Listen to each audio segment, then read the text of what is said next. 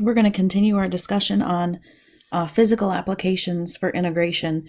And we left off the last video talking about work. And we're going to look at another type of work problem that we're going to set up slightly differently. But the important thing to remember still is that work is the integral of a force function.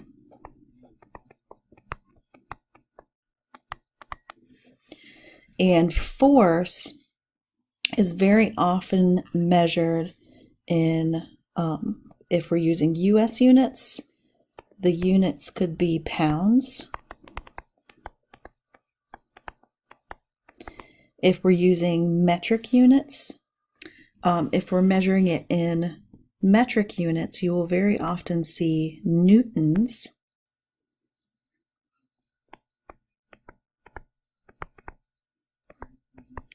Which are equal to a kilogram meter per second squared. So the last type of work problem we're going to look at are pumping problems. When we are trying to pump a fluid out of a tank, typically through the top, we could also let it flow out of a hole in the bottom.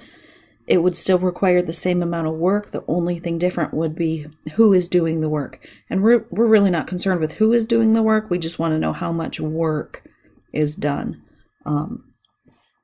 So you might see force in pounds. You might see it in newtons. It's really important to know that a newton is equal to a kilogram meter per second squared, because we might have to do some unit analysis to make sure that what we have in our integrand is correct. So I'm going to get into kind of a technical physics area here. If you're not familiar with this stuff, it's okay, but it is really important that you understand how the units combine and cancel and things like that.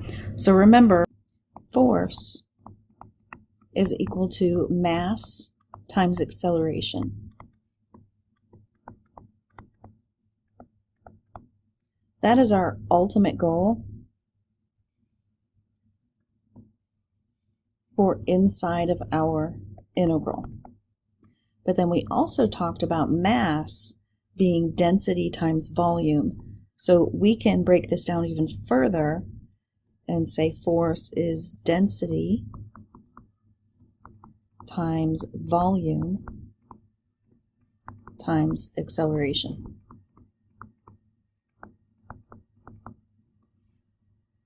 So in a pumping problem, we will be given very often a constant density of rho.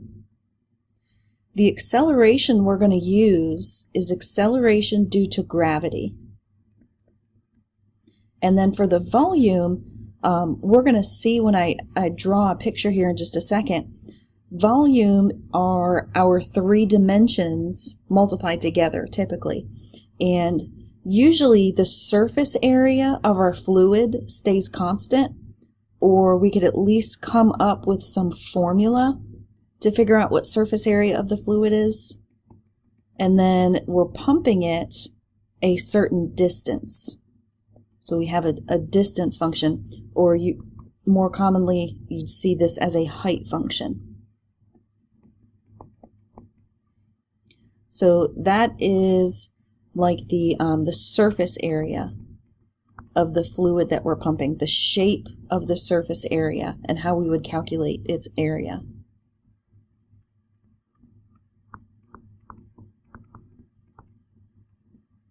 And this is the height that we need to pump the fluid, which is going to be a variable amount, because as fluid gets pumped out, the level of the fluid is going to go down, and the lower and lower and lower depths of our fluid are going to have a farther distance to get pumped. So that also is going to have a variable in it. So density should be given. Gravity is a constant that we'll talk about in just a second. We really just have to figure out a formula for the surface area of our fluid and then a formula for the height that it needs to be pumped. So you will often see these pumping problems as the force function is density times gravity times a surface area function times a height function, which means in order to get work, anytime you want to calculate work, you're going to integrate a force function. So we're going to integrate our force function, and our limits are going to represent the total distance that the fluid needs to be moved, or the upper and lower heights that the fluid is going to be moved. We might not always be interested in completely pumping a tank dry. We might be interested in just pumping half of the tank of fluid out. So this is height 2 and height 1 are going to be the starting and ending values of where we want the height of our fluid inside the tank. It's common to pump it all the way out, but that's not always going to be the case. So the key to really getting this force function right is understanding the units that are going to go along with each of these and how they interact. So density is usually going to be given in kilograms per meter cubed. Gravity is in meters per second squared. Area, if we stick with the same unit of length here, area is going to be measured in meters squared, and height will be measured in meters. So if we look to see how this all combines and cancels, we've got a meters cubed in the denominator, and if we put these two together, they'll also make a meter cubed. So all of those cancel, and we're really just left with kilogram meters per second squared, which is what we just called a minute ago a Newton, which is a common unit used to represent force. The final answer for work is usually a Newton meter, or the final answer for work is a Newton meter. And remember, the algebra formula for work is force times distance. So we've got our force unit times our distance unit. And that extra distance unit comes because of these two values. We're integrating over a specific distance. So I said just a minute ago, gravity is going to be a constant. That's our acceleration. So in pretty much all of these problems, we're going to be using gravity equals 9.8 meters per second squared. That's exactly the unit we said it would be here, and the value is 9.8. Quick example of how exactly this is going to work. We're going to calculate the amount of work required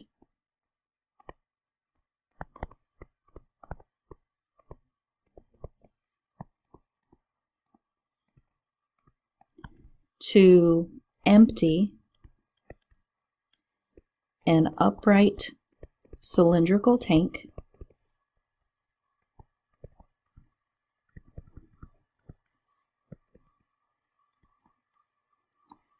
with a radius of 0.5 meters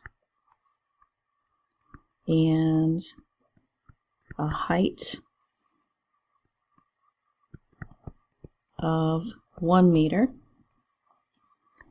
If the fluid in the tank has a density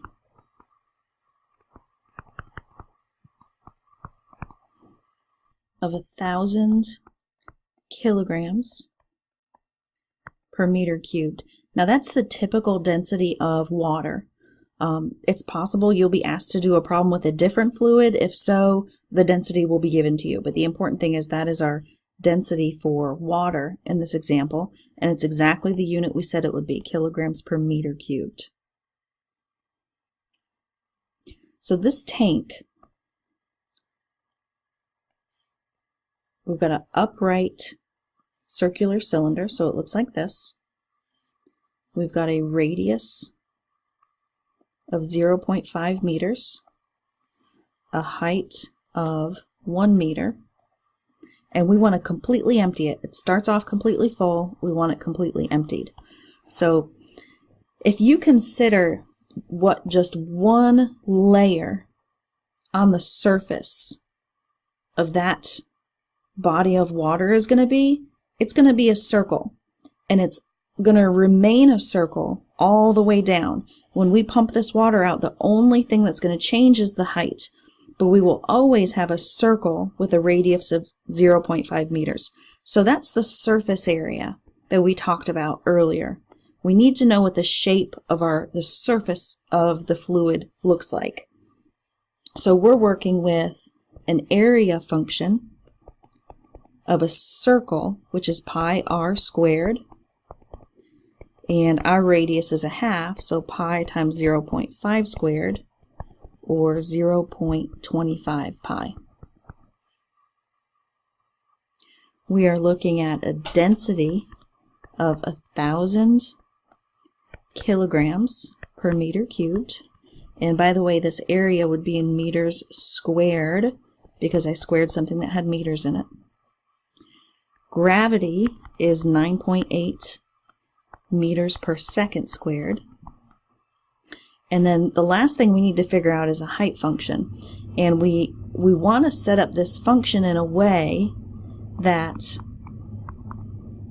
we go from a height of 1 down to a height of 0. So when we set up the work integral, we're going from 0 to 1. So 0 means the height of the water is all the way at the bottom. 1 means the height of our water is all the way at the top. And we want to figure out everything in between and add it all together.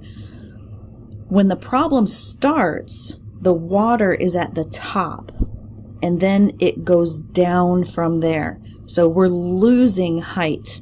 So the maximum our height can be is 1, and then we go down from there. We go down starting with nothing, which means we're all the way at the top, and then all the way to 1, which means we're all the way at the bottom. So we want density times gravity times surface area times our height function.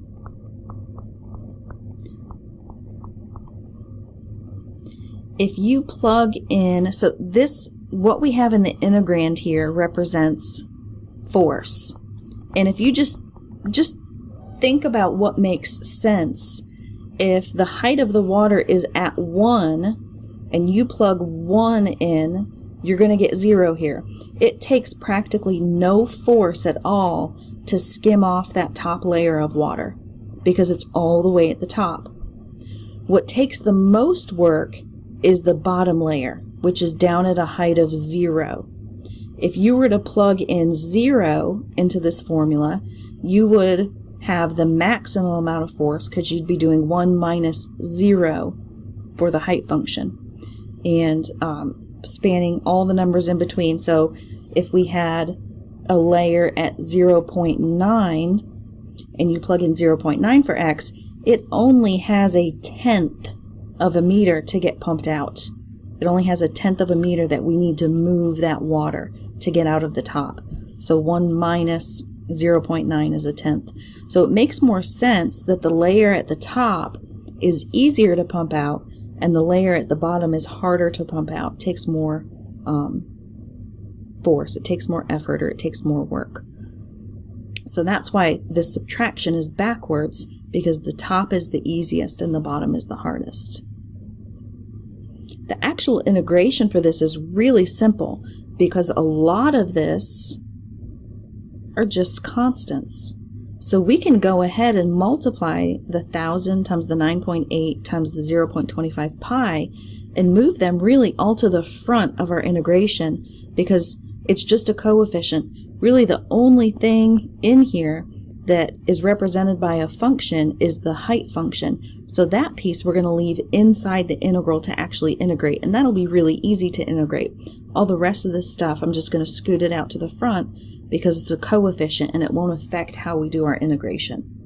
So when we multiply all of those together, 1,000 times 9.8 times 0.25 pi, I'm not going to multiply the pi in yet. If we can get an exact answer, we would like to. So we just leave it as a pi for now. I get 2,450 pi. And then we've got the integral from 0 to 1 of 1 minus x.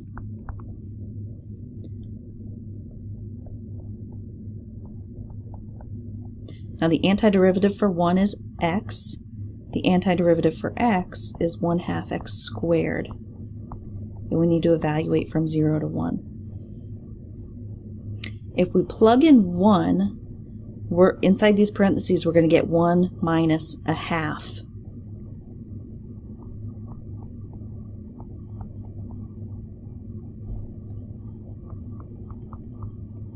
If we plug in 0, we just get 0 minus 0, which is 0.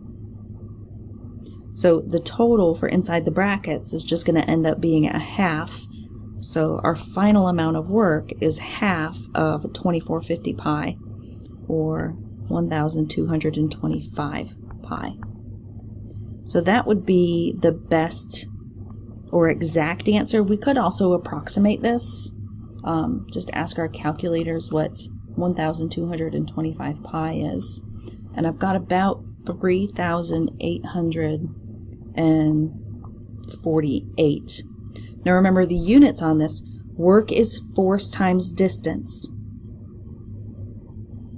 And the force, since we're using metric, is newtons.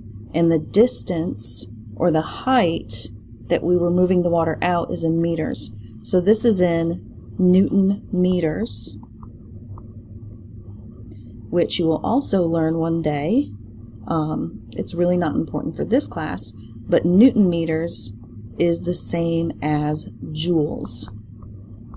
Joules is a very common measurement in the metric system for work, and we just use a capital J for it. So we could have 1,225 pi joules.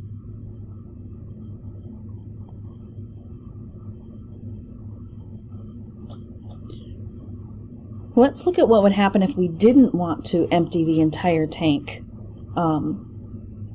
So we're going to use the same information we had here.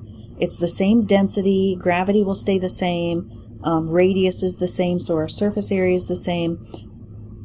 The total height of this tank is 1, so really the height function is going to stay the same as well, but I don't want to move the water level from 1 all the way down to 0. I want to just, let's say, pump half of the tank. So what if we only want to pump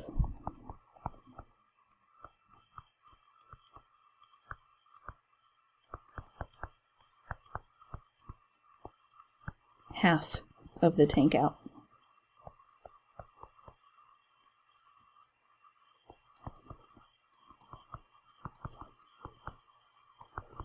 You can't just take that total amount of work and cut it in half.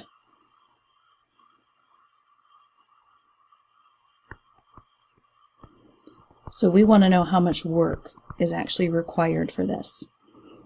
So we've got to think about where I want my water level to start at and end up.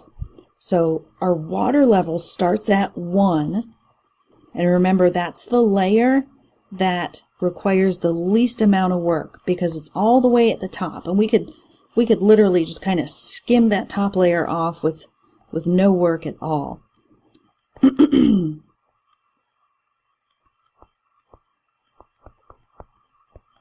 And since I only want to pump out half the tank, I'm going to stop pumping when I get to a half a meter. That would be half of our tank height. Now this answer is not going to come out exactly half of 1225 pi joules. So try to think about for just a second before we work this out, if we're expecting this number to be more than half or less than half. Do you think the first half of the tank is easier to pump or more difficult to pump?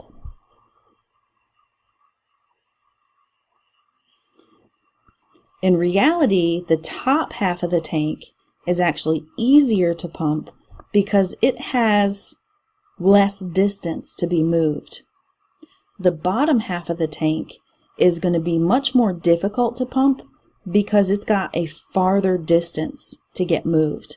So if you look at how our limits work out here, when the water level is at 1, 1 minus 1 is 0, it's practically no work at all to pump out the water when it's completely full. And if you plug in a half, then we will get exactly half this value. But the reason it doesn't come out to half is because we've got to integrate, which is going to change the powers on the 1 minus x function. So remember, we could multiply all of this stuff together and just pull it out front. We said that was 2,450 pi.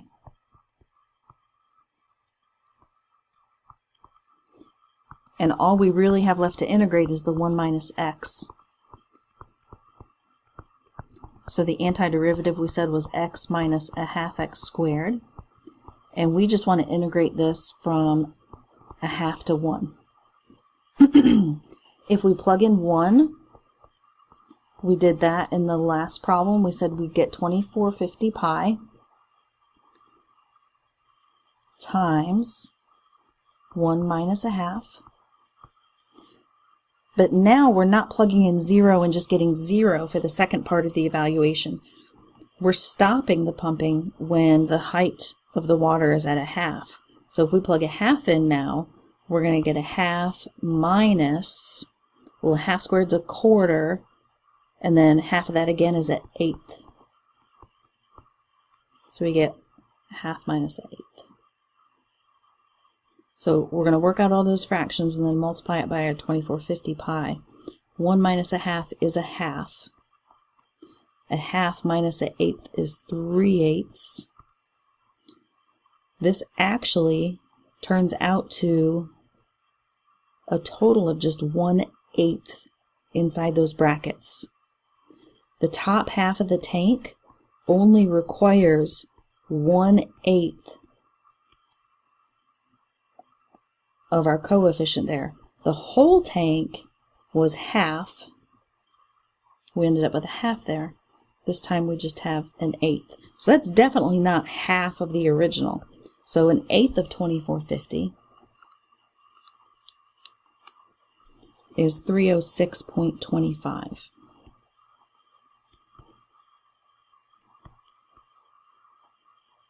That is definitely not half of the answer we got earlier.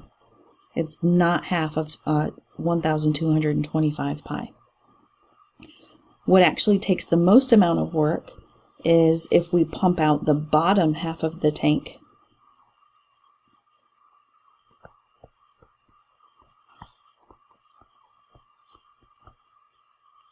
You will see that the bottom half requires much more work, and that's because we've got a much farther distance that we need to move that water. The only thing that's going to change here are our limits of integration. Now I want the water, if I'm only pumping out the bottom half, I want it to go from a level of 1/2 down to 0. Everything else is going to stay exactly the same.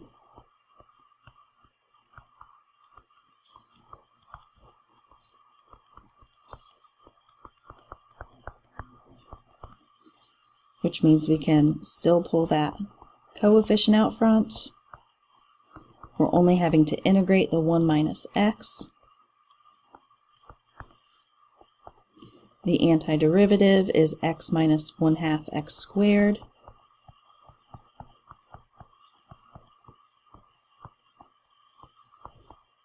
The difference is just in the evaluating.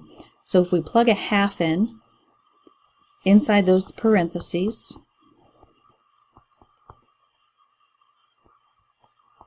we get a half minus an eighth. If we plug 0 in, we just get 0 minus 0.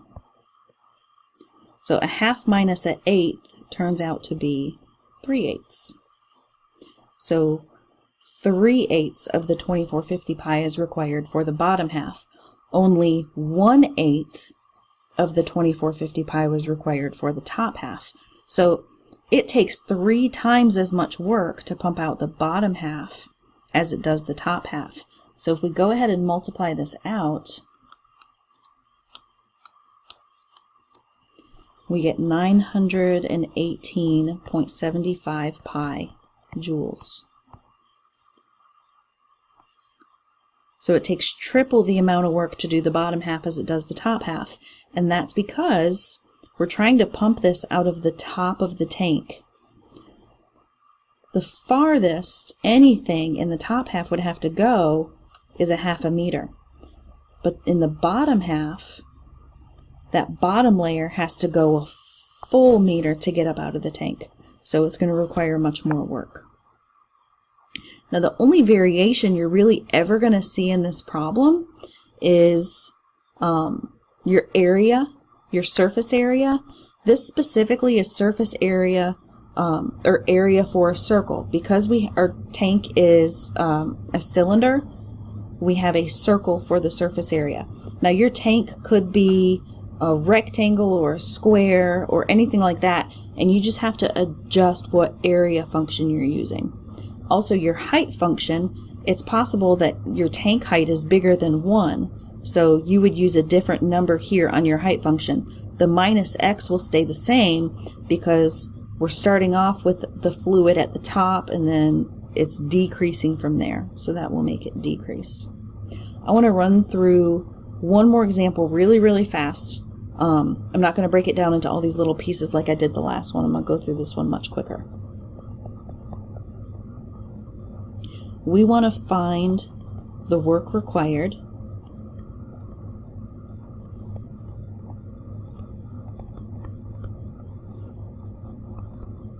to pump a well dry. That means pump all of the water out.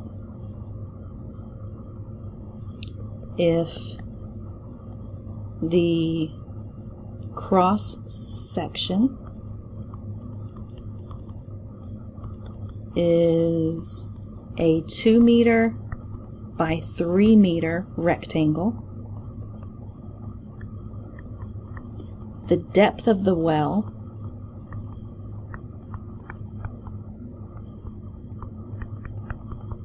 is 50 meters, and the water starts at a depth of 5 meters.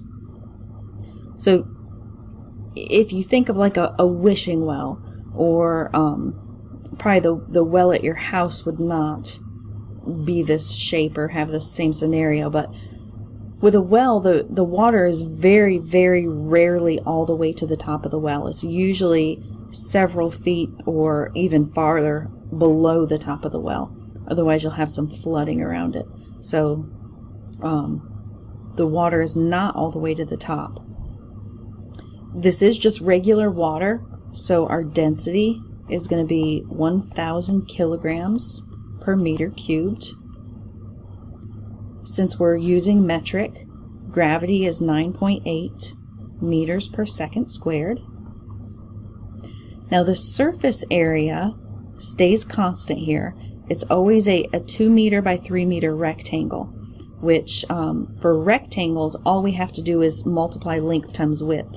So we get 6 meters squared when we multiply those. Your height function has to do with the depth of the well. It doesn't have to do with where the water level currently is, only what the depth is. The depth of our well is 50 meters, so our height function is going to be 50 minus x. The water level has the potential to be all the way up to 50 meters. If we start pumping water out, then the depth will go down. So that's why we're subtracting x. So if we put all of this together, work is going to be the integral, and we haven't talked about the bounds yet. We'll do that in just a second. Density times gravity times that surface area times the height or the depth of the well. Now our well isn't full. The top layer is 5 meters from the top. So if you think of this as this is ground level, and then we've got this well dug here that's a total of 150 meters deep. The water starts 5 meters below the surface. So we need to figure out how we can combine our 50 minus x height function and that 5 meters to figure out our proper limits of integration. Well, this top layer of water, in order to be pumped out, how far or how high do we have to pump it in order to get the water pumped out?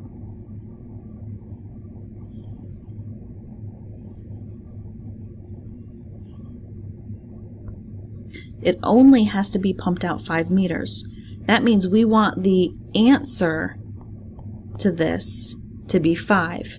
I want to take just that top layer of water and pump it out a height of 5. So in order to get a result of 5 here, that means my x has to be 45. And then how far does this bottom layer need to be pumped? Well, it's got to go the full 50 to get out. So my subtraction has to result in a total vertical movement of 50, which means x is going to be 0. So we're going to be integrating from 0 to 45. So if we think of the bottom of this well as having a height of 0, if you put some x and y axes on here, the bottom of the well is at y equals 0. This layer would be at 45. The top of the well is at 50. So we're just going from 45 down to 0. So the 1,000, the 9.8, and the 6, those can all get multiplied together and moved out front. And we don't have a pi in this one because the pi just came in on the last problem because it was part of area of a circle, and our cross section here is a rectangle, so we don't have a pi. So if we multiply all of them together, we're going to get 58,500. Excuse me, 58,800. The only part we really need to integrate is our height function. That's the only piece that has a variable. So we can pull all of those out and just integrate 50 minus x.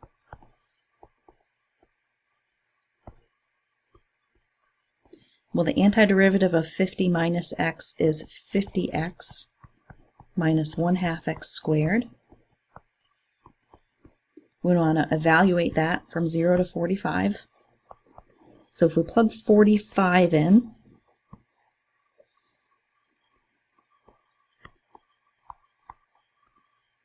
we're going to have 50 times 45, which is 2,250, minus half of 45 squared, which is 1,012.5. When you plug 0 in, you just get 0 minus 0.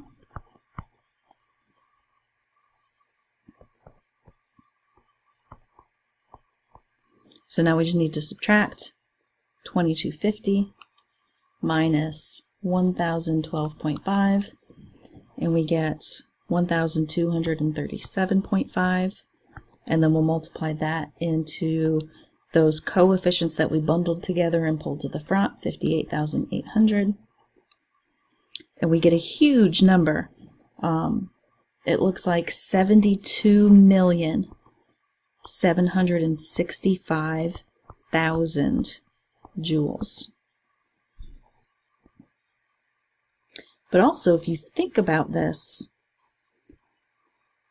it makes sense that it's a lot because we've got a really, really massive amount of depth to move this water. 50 meters is about 150 feet.